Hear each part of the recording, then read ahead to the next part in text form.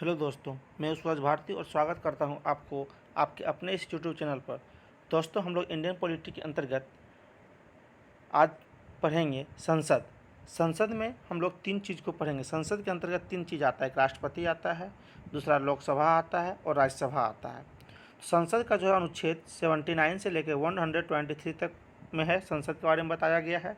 राष्ट्रपति के बारे में बताया गया 52 से लेकर 151 तक, लोकसभा में 81 और राज्यसभा में 80। ये तीन अनुच्छेद के मतलब तीन भाग को हम लोग पढ़कर संसद को समझ सकते हैं। चलिए शुरू करते हैं।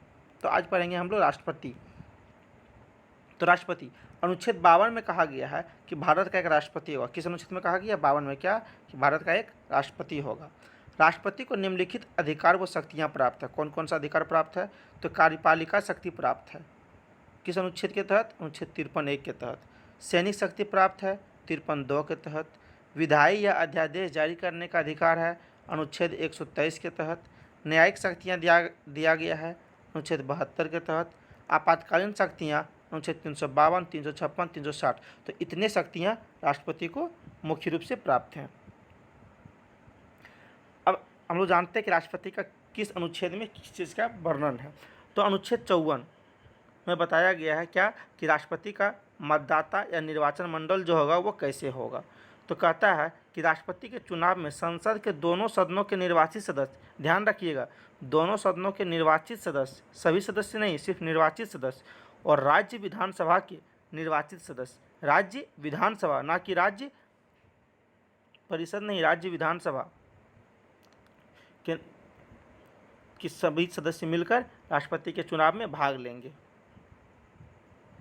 चुनाव प्रणाली अनुच्छेद 55 में है। चुनाव प्रणाली कहता है राष्ट्रपति का चुनाव अप्रत्यक्ष मतदान के द्वारा होता है। किसके द्वारा होता है? अप्रत्यक्ष मतदान के द्वारा होता है।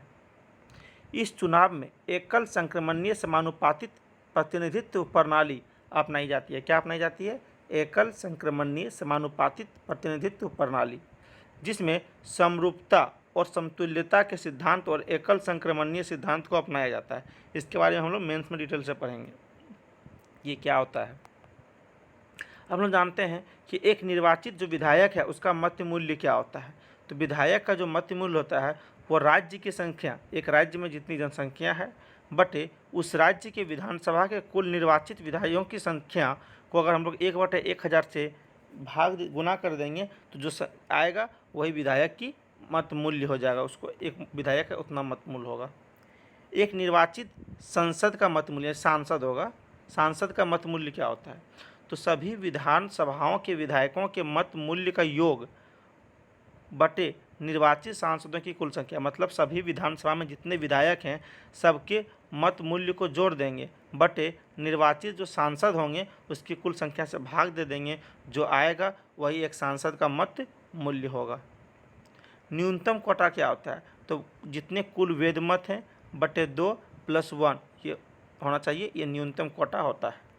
अब राष्ट्रपति की पदावधि के बारे में जानते हैं। तो राष्ट्रपति की जो पदावधि है वो अनुच्छेद 56 है। देखिए, हम लोग को सभी अनुच्छेद याद नहीं करना है, लेकिन जो इम्पोर्टेंट अनुच्छेद है उसको याद करना है। तो अनुच्छेद 56 में क्या है? पदावधि। तो कहता है राष्ट्रपति अपने पद पर 5 वर्षों तक रहते हैं। कितने वर्षों तक रहते हैं? 5 वर्षों तक। और समय समाप्त हो जाने के बाद भी वह अपने पद पर बने रहते हैं जब तक नया राष्ट्रपति पद ग्रहण नहीं कर ले। मतलब राष्ट्रपति जो है सामान्यतः अपने पद पर 5 वर्ष तक रहेंगे, लेकिन वो उससे अधिक भी रह सकते हैं, वो तब तक जब तक कि कोई नया राष्ट्रपति चुनकर ना आ जाए। राष्ट्रपति समय समाप्त होने के पहले भी अपना त्यागपत्र, राष्ट्रपति जो है 5 वर्ष पूरा करने से पहले भी वो अपना त्यागपत्र उपराष्ट्रपति को सौंप सकता है, यानी कि उपराष्ट्रपति को दे सकता है। और उपराष्ट्रपति क्या करेगा कि इसकी राष्ट्रपति के द्वारा दी गई सूचना तुरंत लोकसभा के अध्यक्ष को प्रस्तुत करेगा, मतलब लोकसभा के अध्यक्ष को देगा। ये अनुच्छेद 56 कहता है। अनुच्छेद 57 में कहा गया कि राष्ट्रपति पद के लिए चुना गया व्यक्ति दोबारा चुनाव के लिए खड़ा हो सकता है, लेकिन कितनी बार यह स्पष्ट नहीं है। यानी कि अगर कोई राष्ट्रपति एक बार बन चुका है तो वह दोबारा चुनाव के लिए खड़ा हो सकता है, दोबारा बन सकता है, तिबारा बन सकता है, लेकिन कितनी बार बन सकता है ये स्पष्ट नहीं किया गया है। अनुच्छेद 58 में राष्ट्रपति की योग्यता है। क्या है? राष्ट्रपति की योग्यता। तो राष्ट्रपति बनने के लिए निम्न योग्यताएं होनी चाहिए। क्या क्या? तो भारत का नागरिक होना चाहिए, तो है ही। उसके बाद 35 वर्ष आयु होना चाहिए कम से कम उसका। राष्ट्रपति बनने के लिए कितना चाहिए? कम से कम 35 वर्ष। लोकसभा का सदस्य चुने जाने की योग्यता होनी चाहिए। लोकसभा का सदस्य चुने जाने की योग्यता होनी चाहिए। किसी लाभ के पद पर नहीं होना चाहिए। दिवालिया या पागल घोषित नहीं होना चाहिए। ये सब क्या है? राष्ट्रपति की योग्यता। इसके साथ साथ क्या होना चाहिए कि राष्ट्रपति चुनाव के लिए खड़े होने वाले उम्मीदवार का नाम, मतलब जो व्यक्ति राष्ट्रपति के लिए खड़ा होना चाहता है चुनाव के लिए, उसका नाम 50 मतदाताओं द्वारा समर्थित और 50 मतदाताओं द्वारा अनुमोदित होना चाहिए, तभी कोई व्यक्ति राष्ट्रपति चुनाव के लिए खड़ा हो सकता है। दूसरी शर्त क्या है कि उम्मीदवार को 15,000 रुपया जमानत राशि के रूप में जमा करना पड़ता है। कितना? 15,000 रुपया करना पड़ता है। और यदि वह कुल वेद मत, जितने वेद मठ हुए, राइट वोट्स हुए हैं, उसका अगर वो 1/6 मत प्राप्त नहीं कर पाएगा तो उसका जो जमानत राशि है 15,000 वो भी जब्त हो जाएगा। ये योग्यता के अंतर्गत आता है। अब अनुच्छेद है 59 उसमें क्या कहता है कि चुना गया राष्ट्रपति किसी लोकसभा या विधानसभा का सदस्य है तो उसकी लोकसभा या विधानसभा की सदस्यता राष्ट्रपति पद ग्रहण करते ही समाप्त हो जाएगी। यानी कि अनुच्छेद 59 में कहा गया है कि अगर कोई व्यक्ति राष्ट्रपति चुनाव जीतता है और उस समय वह लोकसभा या विधानसभा का सदस्य रहता है तो शपथ ग्रहण करते समय, राष्ट्रपति का शपथ ग्रहण करते समय लोकसभा या विधानसभा की जो सदस्यता है वो उसकी समाप्त हो जाएगी। यह अनुच्छेद 59 कहता है। अनुच्छेद 59(3) में क्या कहा गया कि राष्ट्रपति के वेतन एवं भत्ते, जो उनको वेतन मिलेंगे और जो उनको भत्ते सेवा मिलते हैं, इससे संबंधित कानून बनाने का अधिकार संसद के पास है। किसके पास है? संसद के पास। और वर्तमान में राष्ट्रपति को 5 लाख प्रति माह मिलता है। कितना मिलता है? 5 लाख। अनुच्छेद 59(4) में राष्ट्रपति को प्राप्त होने वाले भत्ते एवं परिलब्धियाँ किसी भी स्थिति में कम नहीं की जा सकती। अनुच्छेद 59(4) कहता है कि राष्ट्रपति को जो भत्ते एवं परिलब्धियाँ मिल रही है वो किसी भी स्थिति में कम नहीं की जा सकती। चाहे भारत में, देश में अकाल पड़ जाए, कोई शासन लागू हो जाए, कुछ भी हो जाए, लेकिन उसकी जो भत्ते और परिलब्धियाँ हैं वो समाप्त नहीं हो सकती। यह अनुच्छेद 59(4) कहता है। अनुच्छेद 60 इसमें राष्ट्रपति के शपथ के बारे में बताया गया है। कहता है राष्ट्रपति संविधान के परिरक्षण, संरक्षण और प्रतिरक्षण की शपथ लेते हैं। किसकी किसकी? संविधान की परिरक्षण, संरक्षण और प्रतिरक्षण की शपथ लेते हैं और इस कारण उन्हें भारतीय संविधान का संरक्षक कहा जाता है। क्या कहा जाता है? संरक्षक कहा जाता है। राष्ट्रपति को शपथ सर्वोच्च न्यायालय के मुख्य न्यायाधीश और उनकी अनुपस्थिति में सर्वोच्च न्यायालय के वरिष्ठतम न्यायाधीश दिलाते हैं। यानी कि जो राष्ट्रपति को शपथ है वो सर्वोच्च न्यायालय का जो मुख्य न्यायाधीश है वो दिलाएगा, और अगर वो किसी कारणवश उपस्थित नहीं है तो फिर सर्वोच्च न्यायालय का जो वरिष्ठतम न्यायाधीश है, जो सबसे अधिक उम्रदरार व्यक्ति है, उम्रदरार न्यायाधीश है, वो उसके शपथ दिलाएगा। ये अनुच्छेद 60 कहता है। अनुच्छेद 61 में क्या है कि राष्ट्रपति पर महाभियोग, इम्पीचमेंट, उससे बताया गया। अनुच्छेद 61 में क्या कहता है कि राष्ट्रपति को संविधान का उल्लंघन करने की स्थिति में जिस प्रक्रिया द्वारा हटाया जाता है उसे महाभियोग के नाम से आता है। क्या बोला कि राष्ट्रपति को संविधान का उल्लंघन करने पर जिस प्रक्रिया के द्वारा हटाया जाता है उसे महाभियोग कहते हैं। हटाने से संबंधित प्रस्ताव संसद के किसी भी सदन में प्रस्तुत किया जाता है। वो राज्यसभा में भी और लोकसभा में किसी भी सदन में प्रस्तुत किया जा सकता है। ऐसे प्रस्ताव प्रस्तुत होने के 14 दिन पहले इसकी सूचना राष्ट्रपति को दी जानी चाहिए। मतलब कहता है कि राष्ट्रपति से संबंधित अगर हम महाभियोग लगाना चाहते हैं तो लोकसभा या राज्यसभा किसी भी सदन से लग सकता है और इसकी सूचना राष्ट्रपति को 14 दिन पूर्व देनी होगी। साथ में ऐसी सूचना उस सदन के 1/4 सदस्यों द्वारा प्रस्तावित होनी चाहिए। जो सूचना दिया जाएगा 14 दिन पूर्व वह 1/4 सदस्यों द्वारा प्रस्तावित होना चाहिए। कम से कम 1/4 जो भाग सदस्य है वो सहमत होना चाहिए। जिस सदन में यह प्रस्ताव प्रस्तुत किया गया है उस सदन के 2/3 बहुमत द्वारा पारित होने पर यह दूसरे सदन में भेजा जाता है। मान लीजिए किसी भी सदन, लोकसभा हो चाहे राज्यसभा में, राष्ट्रपति पर महाभियोग की प्रस्ताव 1/4 सदस्यों द्वारा प्रस्तावित हो गया। उसके बाद उस सदन में अगर 2/3 बहुमत से फिर पारित कर दिया जाता है तो फिर वो दूसरे सदन में जाएगा और दूसरे सदन में राष्ट्रपति को अपना पक्ष रखने का अधिकार है। यानी कि अगर राष्ट्रपति से संबंधित विवाद हुआ और जिस सदन में पहली बार रखा जाएगा उसमें राष्ट्रपति को अपना पक्ष रखने का भी अधिकार नहीं है, वो दूसरे सदन में ही अपना पक्ष रख सकता है। दूसरे सदन द्वारा भी अगर पक्ष रखने के बाद भी दूसरा सदन भी अगर 2/3 बहुमत से प्रस्ताव पारित कर देता है तो क्या होगा? राष्ट्रपति का पद खाली समझा जाएगा। यानी कि राष्ट्रपति पर महाभियोग द्वारा प्रक्रिया पूर्ण मानी जाएगी। कि अनुच्छेद कौन सा कहता था? 61। अब अनुच्छेद 62 में आते हैं। कहता है राष्ट्रपति की मृत्यु, त्यागपत्र, महाभियोग द्वारा हटाए जाने पर पद के खाली होने की स्थिति में चुनाव 6 महीने के अंदर हो जाना चाहिए, लेकिन अनुच्छेद 56 के अनुसार राष्ट्रपति का समय समाप्त होने के पहले ही चुनाव होना चाहिए। देखिए, हम लोग 56 में पढ़े थे कि राष्ट्रपति अपने पद पर 5 वर्ष तक रहता है और समय समाप्त होने के बाद भी वो तब तक रहता है जब तक कि कोई नया राष्ट्रपति चुनाव पद चुनकर ना आ जाए। ठीक है, लेकिन 62 में कहता है कि अगर मृत्यु हो गया, त्यागपत्र दे दिया या महाभियोग लग गया, महाभियोग के द्वारा उसको हटा दिया गया, तो इसी स्थिति में इसको 6 महीने के अंदर क्या होगा, नया राष्ट्रपति चुन लेना होगा। ठीक है, और तब तक उस पद पर कौन संभालेगा, तो उस पद को उपराष्ट्रपति संभालेंगे। कौन संभालेंगे, उपराष्ट्रपति। और उपराष्ट्रपति नहीं है किसी कारण पर, अगर उपराष्ट्रपति भी अनुपस्थित हैं तो सर्वोच्च न्यायालय का जो मुख्य न्यायाधीश है वो संभालेगा, और अगर वो भी नहीं है तो जो फिर सर्वोच्च न्यायालय का जो वरिष्ठ न्यायाधीश है वो संभालेगा। तो ये प्रोसेस है, लेकिन इतना लंबा जाता नहीं है। चुनाव से संबंधित विवाद अनुच्छेद 71 में है। राष्ट्रपति के चुनाव से संबंधित विवाद अनुच्छेद 71 में बताया गया है। कहता है यदि राष्ट्रपति के चुनाव से संबंधित कोई विवाद उत्पन्न होता है तो उसका निर्धारण उच्चतम न्यायालय द्वारा किया जाएगा। सिर्फ सर्वोच्च न्यायालय में ही किया जा सकता है, बाकी बात कहीं नहीं। राष्ट्रपति से संबंधित चुनाव विवाद याचिका तभी डाली जा सकती है जब चुनाव का परिणाम घोषित हो गया हो। देखिए, अगर राष्ट्रपति का चुनाव हो रहा हो और हमें पता चल जाए कि नहीं ये गलत तरीका से हो रहा है, तो उस समय हम लोग इससे संबंधित विवाद मतलब सर्वोच्च न्यायालय में नहीं जा सकते, केस उस नहीं कर सकते। कब करेंगे, जब राष्ट्रपति का चुनाव का परिणाम घोषित हो जाए, उसके बाद उससे संबंधित जो भी विवाद होगा उस पर हम लोग याचिका डाल कर सकते हैं, चुनाव का परिणाम घोषित होने के बाद। 11वां संविधान संशोधन 1961 जोड़ा गया। उसमें क्या जोड़ा गया, अनुच्छेद 71 में ग जोड़ा गया। क्या जोड़ा गया, ग, जिसके द्वारा यह कहा गया कि यदि राष्ट्रपति के चुनाव के समय कोई सीट खाली है तो उस आधार पर राष्ट्रपति का चुनाव गलत नहीं माना जाएगा। यानी कि क्या कहा गया कि अगर राष्ट्रपति का चुनाव हो रहा है और लोकसभा या राज्यसभा या विधानसभा में कोई सीट खाली है तो इस आधार पर उस चुनाव को गलत नहीं माना जा सकता है। राष्ट्रपति के चुनाव में 1971 की जनगणना को आधार माना गया। किसको माना गया है, 1971 की जनगणना को। अब राष्ट्रपति की शक्तियाँ देखिए क्या क्या फिर से दिया गया। तो अनुच्छेद 74 में क्या कहा गया है, कहता है भारत के प्रधानमंत्री के नेतृत्व में एक मंत्रिपरिषद होगी। क्या होगी, भारत के प्रधानमंत्री के नेतृत्व में एक मंत्रिपरिषद होगी जो राष्ट्रपति को उनकी कार्यपालिका शक्तियों के निर्वहन में मदद करेगी। कहता है कि प्रधानमंत्री के नेतृत्व में एक मंत्रिपरिषद होगा जो राष्ट्रपति को क्या करेगा, उनकी कार्यपालिका शक्तियों के निर्वहन में मदद करेगा। मतलब राष्ट्रपति का जो कार्यपालिका शक्ति है वो उसके निर्वहन में मदद करेगा। कौन करेगा, तो प्रधानमंत्री के नेतृत्व में एक मंत्रिपरिषद। देखिए, हम लोग अगर राष्ट्रपति पढ़ते हैं तो लगता है सब शक्ति राष्ट्रपति के पास है, लेकिन जब हम लोग प्रधानमंत्री पढ़ेंगे तो फिर लगेगा सारा शक्ति प्रधानमंत्री के पास है। अनुच्छेद 53 में क्या है, तो कहता है भारत का राष्ट्रपति अपनी कार्यपालिका शक्ति का उपयोग या तो स्वयं करेगा या फिर अपने अधीनस्थ किसी पदाधिकारी के माध्यम से करेगा।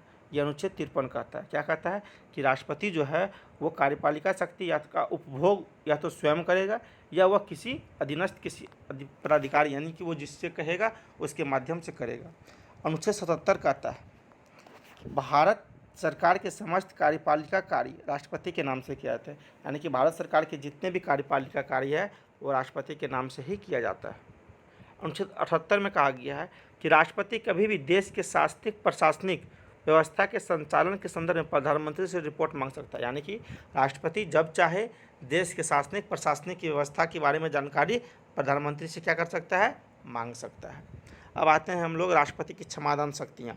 तो राष्ट्रपति को अनुच्छेद 72 के तहत कुछ शक्तियाँ दी गई है क्षमादान करने की। क्या क्या है देखिए, सेना न्यायालय द्वारा दिया गया दंड, अगर सेना न्यायालय द्वारा कोई दंड दिया गया है तो राष्ट्रपति उसको क्षमा कर सकता है। संघ सूची के विषय से संबंधित विधि विरुद्ध अपराध के लिए दिया गया दंड, और तीसरा है मृत्युदंड। ये 3 विषय में राष्ट्रपति चाहे तो अपने शक्ति का क्षमादान शक्ति का प्रयोग कर सकता है। हम लोग आगे पढ़ेंगे जब उपराष्ट्रपति पर ये राज्यपाल पढ़ लेंगे तो राष्ट्रपति और राज्यपाल की फिर क्षमादान शक्तियों में तुलना भी करेंगे। तो राष्ट्रपति अपनी शक्ति का प्रयोग कर क्षमादान दे सकता है, प्रविलंबन कर सकता है, परिहार कर सकता है, लघुकरण कर सकता है या फिर विराम दे सकता है। ये सब कार्य कर सकता है। अब क्षमादान क्या होता है, क्षमादान में क्या होता है, जो भी दंड दिया गया उसको समाप्त कर दिया जाता है, पूर्ण रूप से खत्म। प्रविलंबन में क्या होता है, दंड को कुछ समय के लिए निलंबित कर दिया जाता है, मतलब कुछ समय के लिए क्या करता है, दंड को क्षमा कर दिया जाता है कुछ समय के लिए। परिहार मतलब क्या होता है, उस अपराध की प्रकृति को बिना बदले दंड को कम कर दिया जाता है। मतलब जिस प्रकार की दंड दिया गया है उस प्रकार का दंड दिया, उस प्रकार की प्रकृति का दंड रहेगा, लेकिन कुछ समय में कम कर दी जाएगी। चौथा आता है लघुकरण। अपराध की प्रकृति को बदल कर दंड को कम कर दिया जाता है। मतलब जो अपराध की प्रकृति है उसके जो है उसको भी बदलेगा और साथ साथ दंड को भी कम कर देगा। विराम मतलब होता है विशेष कारणों से दंड की मात्रा को कम कर देना। विराम मतलब क्या हुआ, कोई विशेष कारण से दंड की मात्रा को कम कर देना। तो इस प्रकार ये 5 प्रकार हैं जिसके माध्यम से राष्ट्रपति क्या कर सकता है, क्षमादान का प्रयोग कर सकता है, समाधान शक्ति का। अब देखिए क्या हुआ, 42वां संविधान संशोधन 42वां संविधान संशोधन 1976। इसमें क्या हुआ, अनुच्छेद 74 में संशोधन किया गया और कहा गया कि राष्ट्रपति मंत्रिमंडल की सिफारिश पर ही अपनी शक्ति का प्रयोग करेंगे। यानी कि जो क्षमादान की शक्ति है यह भी अब मंत्रिपरिषद के सिफारिश पर ही प्रयोग करेगा। 21 अनुच्छेद में कहा गया है, तो 74 में कहा गया है कि संविधान संशोधन के माध्यम से, 42वां संविधान संशोधन के माध्यम से। फिर 44वां संविधान संशोधन किया गया, 1978 आया। इसके द्वारा अनुच्छेद 74 में संशोधन किया गया, फिर से संशोधन किया गया और कहा गया कि राष्ट्रपति को अधिकार दिया गया कि वह विधेयक को पुनर्विचार के लिए एक बार लौटा सकता है।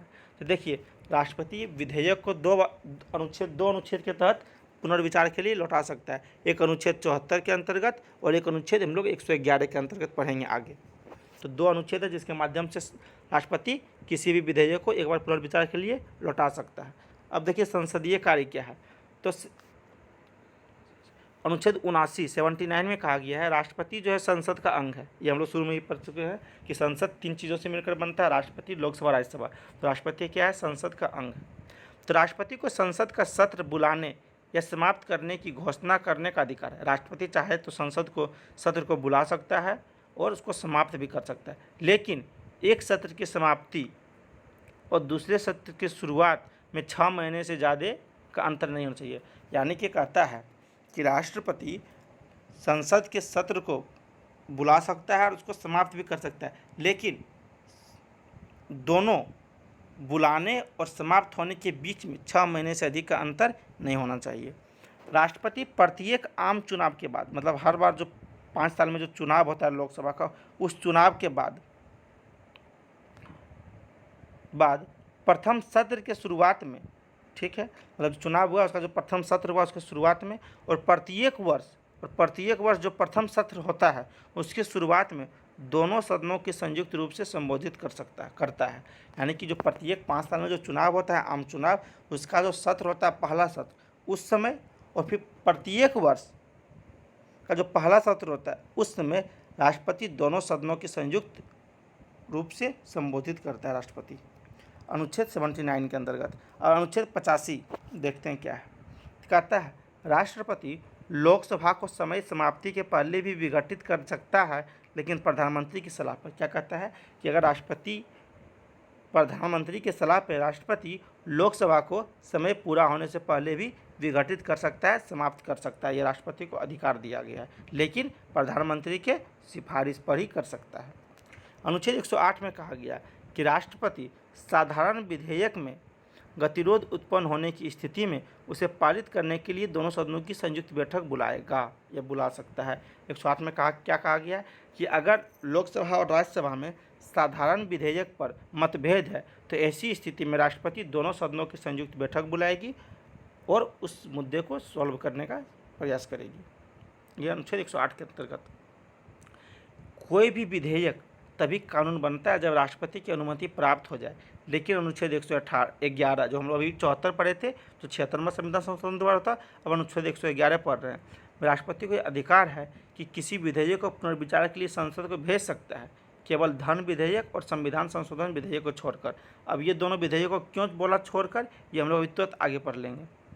यदि संसद पुनर्विचार के बाद उसे राष्ट्रपति के पास अनुमति के लिए भेजती है तो राष्ट्रपति को उसे अपनी अनुमति देना अनिवार्य है। देखिए, ध्यान रखिएगा कि राष्ट्रपति एक बार पुनर्विचार के लिए वापस लौटा सकता है संसद के पास, और फिर अगर संसद उसमें सुधार करके या बिना सुधार का राष्ट्रपति के पास वापस भेजती है तो राष्ट्रपति फिर उसको वापस नहीं लौटा सकता, उसको सहमति देना ही होगा, या फिर उसको अपने पास फाइल को बंद करके रख देगा, लेकिन वो उसको वापस नहीं लौटा सकता।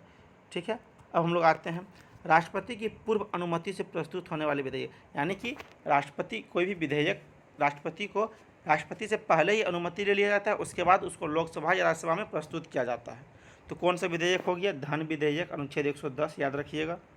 किसी नए राज्य का निर्माण या वर्तमान राज्य के क्षेत्र, सीमा या नाम में परिवर्तन से संबंधित विधेयक, अनुच्छेद 3 हम लोग पढ़ चुके थे।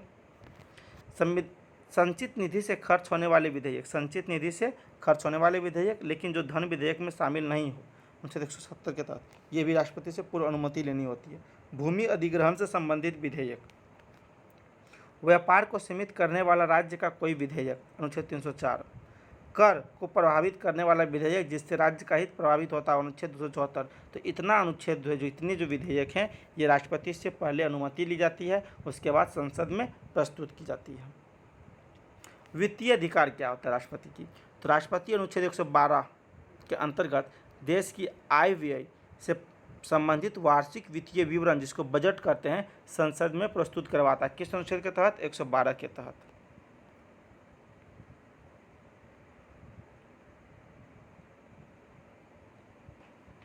राष्ट्रपति के अनुमति से ही धन विधेयक, अनुच्छेद 110, वित्त विधेयक 117 और अनुदान मांगे संसद में प्रस्तुत की जाती है। मतलब पहले अनुमति ली जाती है, उसके बाद प्रस्तुत की जाती है।